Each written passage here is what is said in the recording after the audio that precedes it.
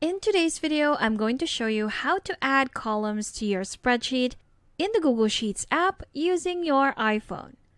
So in my example dataset right here, I want to add some columns in between the revenue column and the days operated. For me to do that, what I'm going to do is to just tap on either columns, either B or C. Then you'll have the options at the bottom right corner. You have your add a column to the right and add a column to the left. So since we're adding it in between the revenue and the days operated, I'm just going to tap on the add a column to the right. If you tap on it, there you have it. We have inserted or added a column between our revenue and days operated column. Let's try that again. This time, let's say we're going to add it between the days operated and the average revenue per days of operation. So again, just tap on either column D or column E.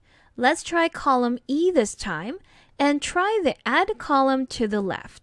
So that's again at the bottom right corner, just tap on it and there you have it. So that's one way to do it.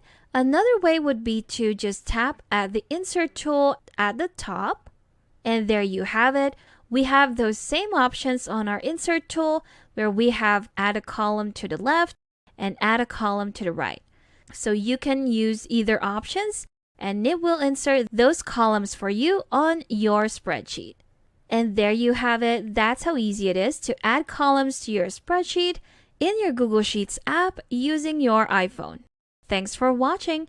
If you found this video helpful, do leave a like and subscribe for more helpful videos. See you on the next one.